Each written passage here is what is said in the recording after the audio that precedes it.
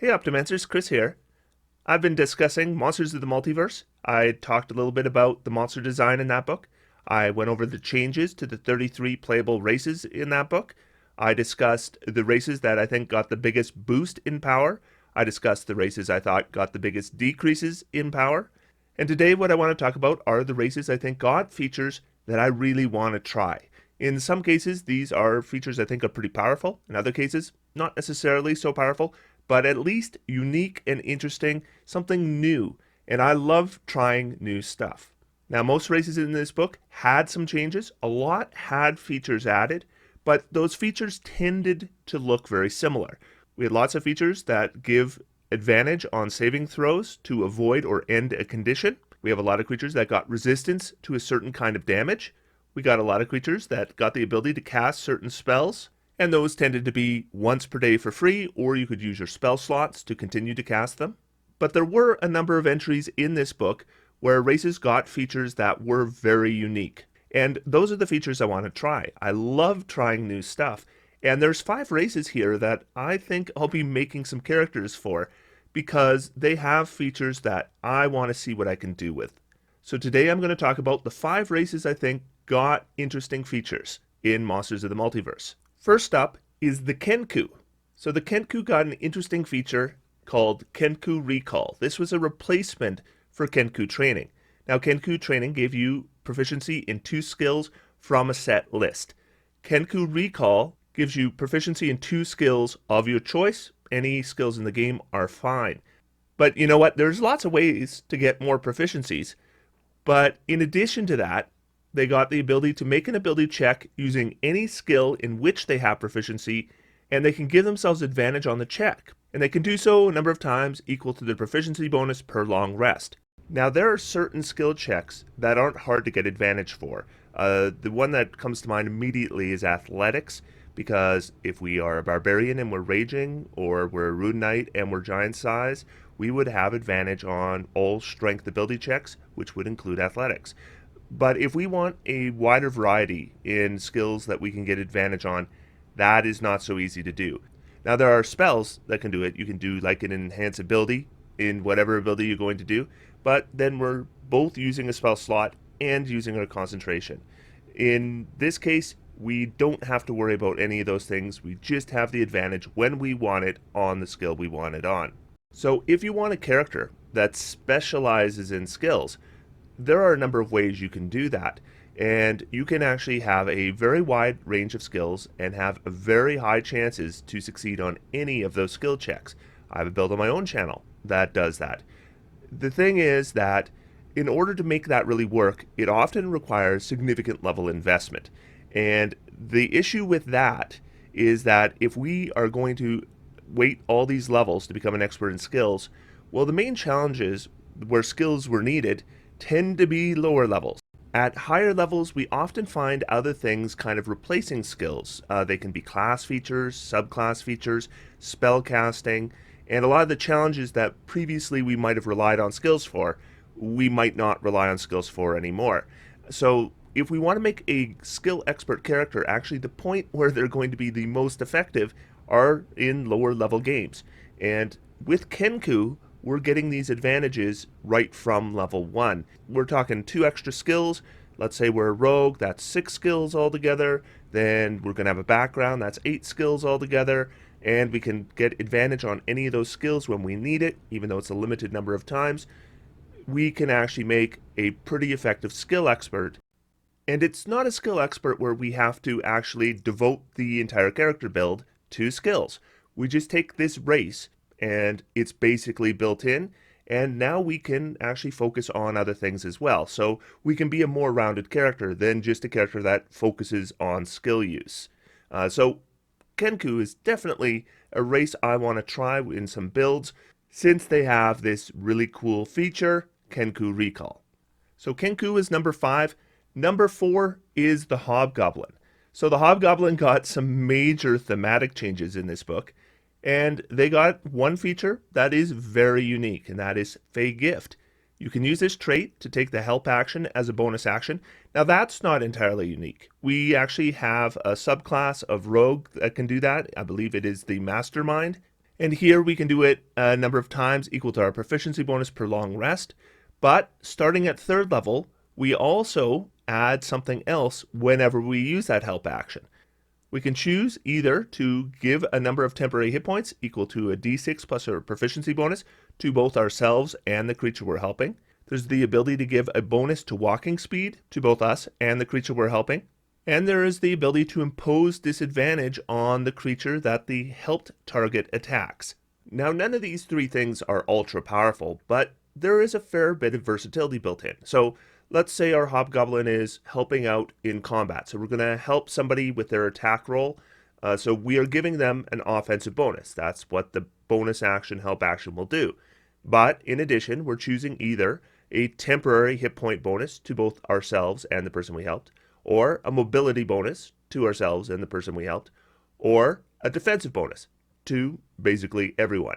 And so that is a fair amount of versatility built into one bonus action.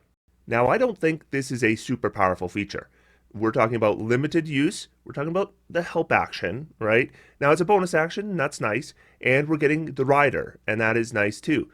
But what really attracts me to this is it's unique. It is something that my character would be able to do if I'm a hobgoblin that nobody else is going to be able to do. There are no class features, there are no subclass features that give both this help action and this rider with a bonus action.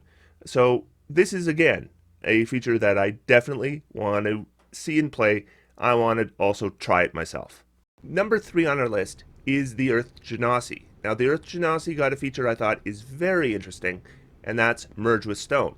Now, they had Merge with Stone before. It allowed them to cast Pass Without Trace once per long rest, and that's actually pretty good. Pass Without Trace is a very good spell.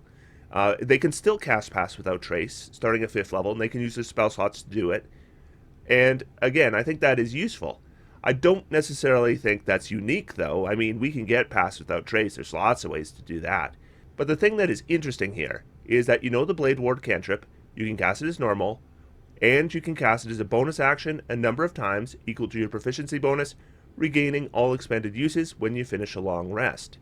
If you are unfamiliar with Blade Ward, it is a cantrip. Normally, it is a 1-action casting, and what happens is you cast it, and until the end of your next turn, you have resistance against bludgeoning, piercing, and slashing damage dealt by weapon attacks. So that can be very useful in the right situation, but if you cast it, usually that is the end of your turn. So all you're doing is giving yourself resistance, and unless you have like some really cool bonus action, nothing else is really happening. Now, there were some ways we could do a Blade Ward and do some other stuff. So if we were, say, a Blade Singer, we could combine it as part of our action or our attack action. If we were an Eldritch Knight and we cast it, we could take a weapon attack as a bonus action. If we were a sorcerer, we could use Quicken Spell, spend 2 sorcery points, cast it as a bonus action. So although there are a number of ways that we could combine Blade Ward with doing something else, the sacrifice of doing that was pretty high. So if we're an Eldritch Knight and we use our action to cast Blade Ward, we're getting 1 weapon attack with a bonus action. If we are a Blade Singer and we're going to use our extra attack feature to cast Blade Ward, then we're going to get 1 weapon attack. And if we're a sorcerer, we're talking about 2 sorcery points to cast a cantrip as a bonus action. That's such a valuable resource, it's just not worth it. So combining Blade Ward with other things on our turn is something that in the past didn't happen very often, and when it did, it tended to be kind of underwhelming because we were giving up attacks in order to do that. But here, as long as our bonus action is available to us, we're still getting our full action available to us. That's something that we really don't see in play, so it is going to bring something unique to the table. More and more, I'm finding bonus actions in this game that I want to work into characters that don't have their bonus action spoken for. And Merge with Stone is going to be high on that list. That brings us to the creature I think has the second most interesting options, and that is the Bugbear. So there's actually 2 features of the Bugbear that I think are pretty interesting. The first is Sneaky. So this has always given us the stealth skill, but now, in addition, without squeezing, you can move through and stop in a space large enough for a small creature.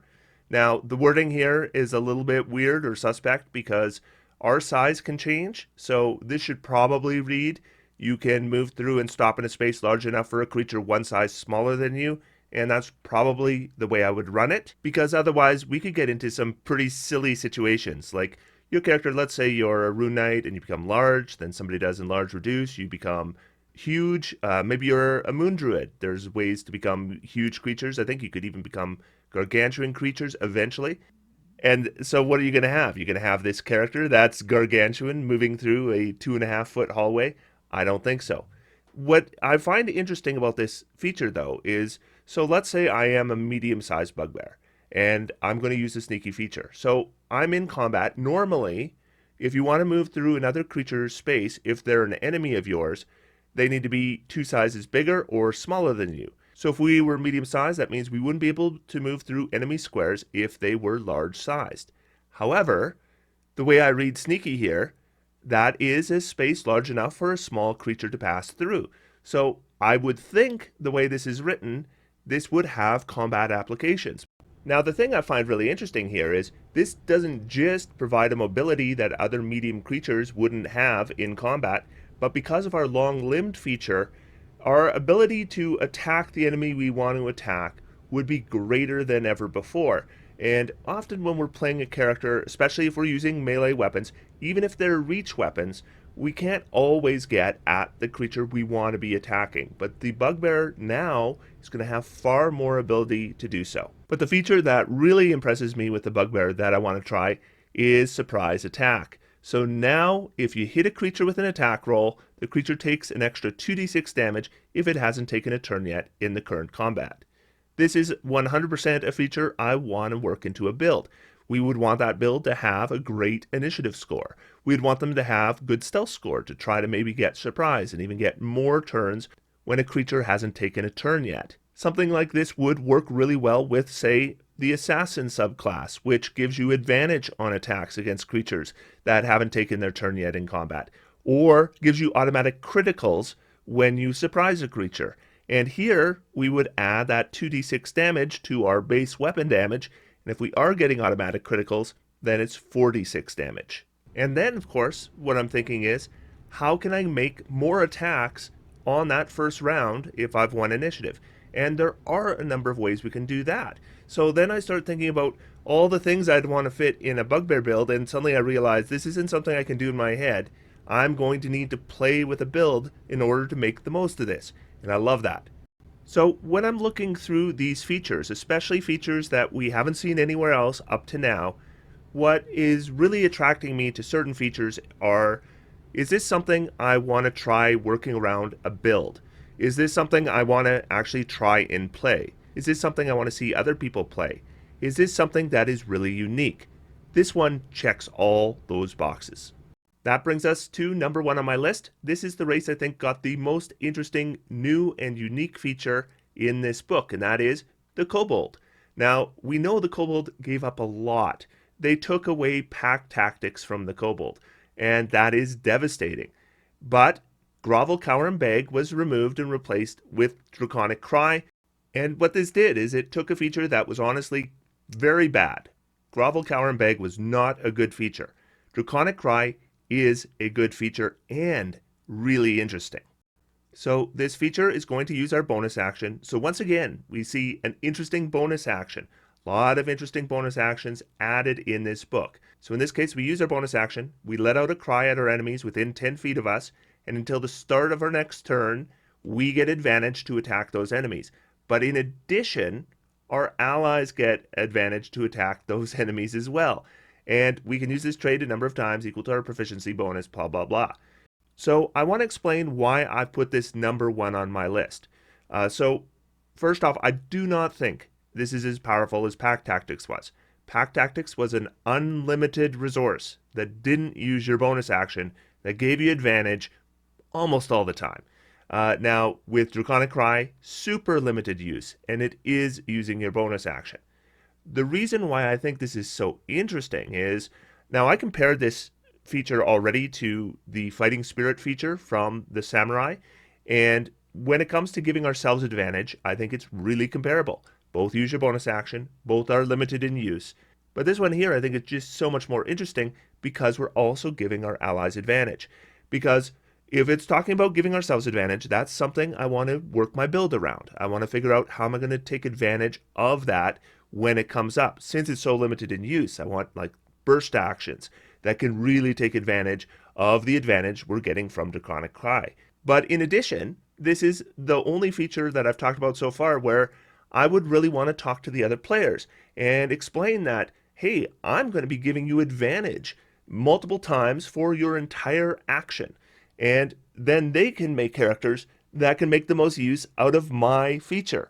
So this is not just interesting for my build, but for the other builds around the table. So even though this feature isn't probably as powerful as Pack Tactics, in fact, I would say it is definitely not as powerful as Pack Tactics, I do think that this is a feature that is going to appeal to players who want to have a character that is a teamwork character. If you really like helping the other members of your party, this is the kind of feature that helps yourself and those other members of the party, and it is unique. I don't think there's another feature like this in the game.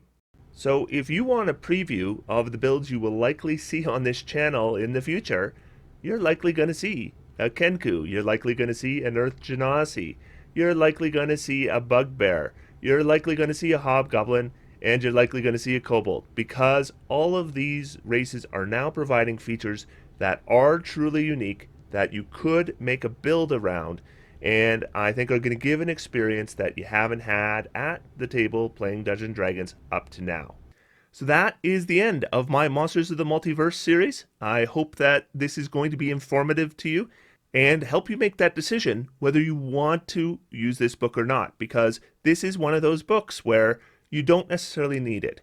If you already have Volo's Guide to Monsters, you already have Mordenkainen's Tome of Foes, then I think that this series of videos can be a guide to you to know whether this is a book that you want to invest in, that you want to actually switch to when it becomes available as an individual release. I know personally I'll be using it.